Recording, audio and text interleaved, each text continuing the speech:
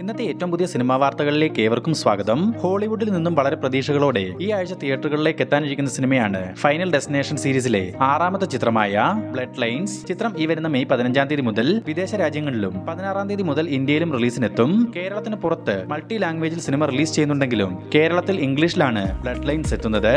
അതുപോലെ തന്നെ Indian sensor ബോർഡിൽ നിന്നും സിനിമയ്ക്ക് കട്ട്സ് ഒന്നും തന്നെ ഇല്ലാതെ സർട്ടിഫിക്കറ്റ് ആണ് നൽകിയിട്ടുള്ളതും.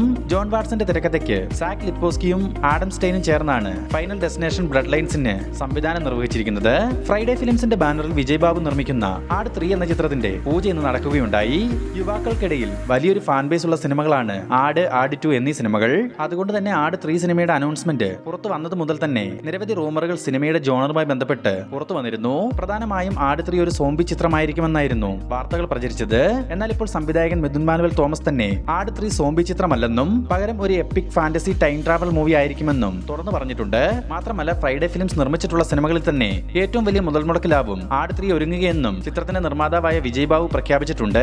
ജയസൂര്യ, ഷാജി പാപ്പൻ എന്ന കേന്ദ്ര കഥാപാത്രമായിട്ടെത്തുന്ന ആട് 3-ൽ സൈജു കുറുപ്പ്, സണ്ണി വെയിൻ, വിനായകൻ, നർമ്മജം ബോൾഗാട്ടി, ഭഗത് മാനുവൽ, ഇന്ദ്രൻസ് എന്നിവരും പ്രധാന വേഷങ്ങളിലെത്തും. ഈ വർഷം ക്രിസ്മസ് റിലീസായി ആടിന്റെ 3ാം ഭാഗം തിയേറ്ററുകളിലേക്ക് എത്തിക്കാനുള്ള പ്ലാനിലാണ് മൂവി ടീം. ഉലക നായകൻ കമലഹാസൻ, ചിമ്പു എന്നിവരെ കേന്ദ്ര കഥാപാത്രങ്ങളാക്കി മണിരത്നം സംവിധാനം ചെയ്ത് ഈ വരുന്ന ജൂൺ 5-ാം തീയതി തിയേറ്ററുകളിലേക്ക് എത്താനിരിക്കുന്ന ഒരു പാൻ ഇന്ത്യൻ ബ്രഹ്മാണ്ഡ സിനിമയാണ് തഗ് ലൈഫ്. ചിത്രത്തിന്റെ ഓഡിയോ ലോഞ്ച് ഫംഗ്ഷനും ട്രെയിലർ റിലീസും ഈ വരുന്ന മെയ് 16-ാം തീയതി നടത്താനിരുന്നതാണ്.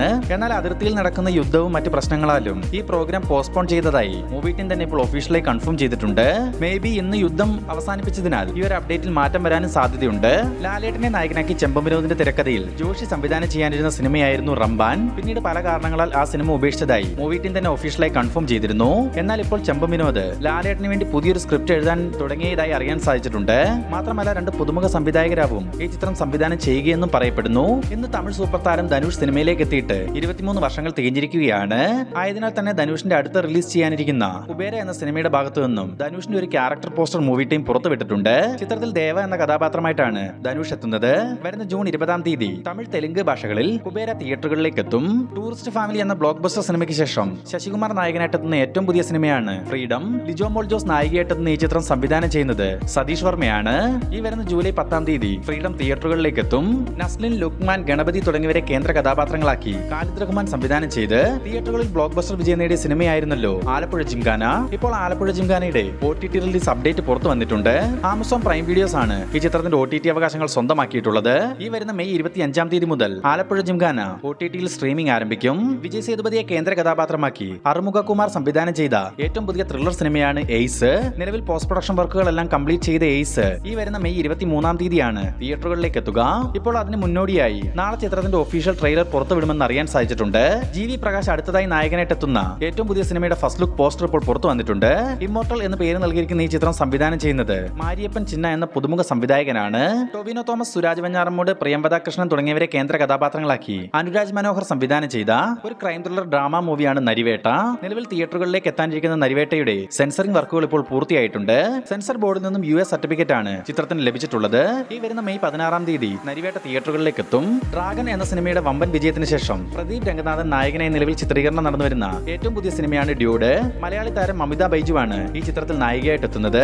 മൈത്രി മൂവി മേക്കേഴ്സ് നിർമ്മിക്കുന്ന ഈ ചിത്രം സംവിധാനം ചെയ്തിരിക്കുന്നത് കീർത്തീശ്വരനും. ഈ വർഷം ദീപാവലി റിലീസായി ഒക്ടോബർ 17-ാം തീയതി ഡ്യൂഡ് തിയേറ്ററുകളിലേക്ക് എത്തുമെന്ന് മൂവി ടീം തന്നെ ഇപ്പോൾ ഒഫീഷ്യലായി കൺഫേം ചെയ്തിട്ടുണ്ട്. ഉലക നായകൻ കമലഹാസനെ നായകനാക്കി ശങ്കർ സംവിധാനം ചെയ്ത് ഇനി റിലീസ് ചെയ്യാനിരിക്കുന്ന സിനിമയാണ് ഇന്ത്യൻ 3. ഓൾറെഡി ഇന്ത്യൻ 3യുടെ ഷൂട്ടൊക്കെ കംപ്ലീറ്റ് ആയതായിരുന്നു. എന്നാൽ ഇപ്പോൾ ഇന്ത്യൻ 2ന്റെ കനത്ത പരാജയത്തെ തുടർന്ന് ഇന്ത്യൻ 3യുടെ ചില ഭാഗങ്ങൾ റീഷൂട്ട് ചെയ്യാൻ പോവുകയാണെന്ന് അറിയാൻ സാധിച്ചിട്ടുണ്ട്. ഈ വർഷം ക്രിസ്മസ് റിലീസായി വരാനിരിക്കുന്ന ഇന്ത്യൻ 3 നിർമ്മിക്കുന്നത് ലൈക്ക പ്രൊഡക്ഷൻസിന് വേണ്ടി സുഭാസ്കരനാണ്. അങ്ങനെ കുറച്ചധികം നാളത്തെ കാത്തിരിപ്പിനൊടുവിൽ വീണ്ടും ഒരു ലാലേട്ടൻ ചിത്രം മോളിവുഡിൽ ഇൻഡസ്ട്രി ഹിറ്റ് അടിച്ചിരിക്കുന്നു. മലയാളി സിനിമാക്കാർ ഇടയ്ക്കൊക്കെ പറയുന്ന ഒരു കാര്യമുണ്ട്, ഒരു മോഹൻലാൽ ചിത്രത്തിന് പോസിറ്റീവ് വന്നാൽ അയാൾ സകല റെക്കോർഡും തിരുത്തി കുറിക്കുമെന്ന്. അതിന് ഏറ്റവും പുതിയൊരു ഉദാഹരണമാണ് തരുൺമൂർത്തിയുടെ സംവിധാനത്തിൽ പുറത്തു വന്നിട്ടുള്ള തുടരും എന്ന ചിത്രം. 2025 ലാലേട്ടനെ സംബന്ധിച്ചിടത്തോളം മികച്ചൊരു വർഷമാണ്. നടനായും താരമായും ലാലേട്ടൻ ഒരിക്കൽ കൂടി തന്റെ സ്ഥാനം മോളിവുഡിനെ അറിയിച്ചു എന്ന് തന്നെ പറയണം. ഈ വർഷം ആദ്യം പുറത്തു വന്ന എമ്പുരാൻ എന്ന ബിഗ് ബഡ്ജറ്റ് സിനിമ 250 കോടി രൂപയോളം ലോകമെമ്പാട് നിന്നും കളക്ഷനായി സ്വന്തമാക്കിയിരുന്നു. ബോക്സ് ഓഫീസിൽ എമ്പുരാൻ കത്തിക്കയറിയെങ്കിലും ചിത്രത്തിന് സമ്മിശ്ര അഭിപ്രായങ്ങളാണ് പ്രേക്ഷകരിൽ നിന്നും ലഭ്യമായത്. എന്നാൽ അതിനുശേഷം പുറത്തു വന്ന തുടരും എന്ന തരുൺമൂർത്തി ചിത്രം ബോക്സ് ഓഫീസിൽ വമ്പം മുന്നേറ്റം നടത്തുന്നതിനോടൊപ്പം തന്നെ ആരാധകരും കുടുംബ പ്രേക്ഷകരും ഒരുപോലെ ഈ ചിത്രത്തെ ഏറ്റെടുത്തപ്പോൾ ഇൻഡസ്ട്രി ഹിറ്റ് വിജയമാണ് സിനിമയ്ക്ക് ലഭിച്ചത്. 2023-ൽ പുറത്തു വന്ന ജൂഡ് ആന്റണിയുടെ 2018 എന്ന മൾട്ടി സ്റ്റാർ ചിത്രത്തിന്റെ 88 കോടി രൂപ എന്ന കേരള കളക്ഷൻ തകർത്ത് തുടരുമെന്ന സിനിമ ഇതിനോടകം 91 കോടി രൂപയോളം കേരള ബോക്സ് ഓഫീസ് കളക്ഷനായി സ്വന്തമാക്കി കഴിഞ്ഞു. അതേസമയം ചിത്രത്തിന്റെ വേൾഡ് വൈഡ് കളക്ഷൻ 188 കോടി രൂപയിലേക്ക് എത്തിയെന്നും അറിയാൻ സാധിച്ചിട്ടുണ്ട്.